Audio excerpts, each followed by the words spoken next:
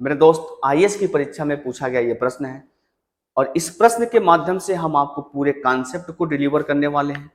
अगर कॉन्सेप्ट समझ में आ गया तो आप वीडियो को लाइक कर दीजिएगा और चैनल को सब्सक्राइब कर लीजिएगा।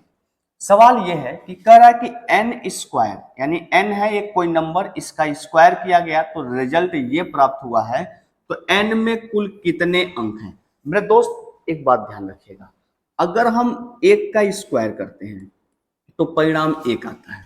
दो बार एक लिख करके अगर हम स्क्वायर करते हैं तो परिणाम इसका 121 आता है।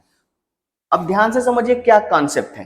तो दो बार हमने एक लिखा है तो हम एक से शुरू करेंगे, एक दो, दो तक चलेंगे, फिर उसके बाद डिसेंडिंग ऑर्डर में यानी घटते हुए क्रम में चलेंगे। जैसे अगर हमने तीन बार एक लिखा है और इसका स्क्वायर पूछा जा रहा है तो एक, दो और तीन, तीन बार एक है तो एक, दो, तीन तक हम चलेंगे। तीन बार है तो तीन तक चलेंगे, फिर उसके बाद घटते हुए क्रम में चलेंगे। तीन के बाद क्या आ जाएगा, दो, फिर उसके पहले एक, ये हो जाएगा ट्रिपल एक का स्क्वायर। यानी एक एक एक एक अगर हमने चार बार लिखा है और इसका स्क्वायर करने की बात हो रही है तो चार बार है तो हम चार तक चलेंगे दोस्तों, एक, दो, तीन और चार तक। फिर उसके बाद हम घटते हुए क्रम में, चार के पहले क्या आएगा, तीन, फिर दो, फिर एक, तो उसका परिणाम ये हो जाएगा।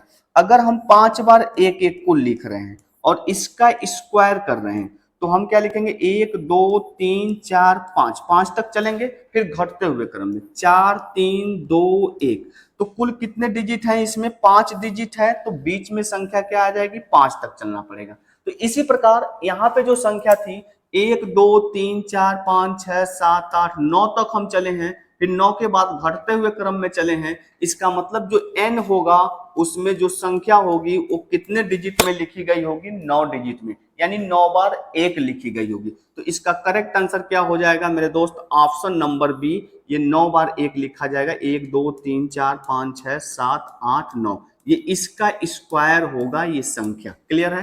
तो इसका करेक्ट आंसर होगा ऑप्शन नंबर बी।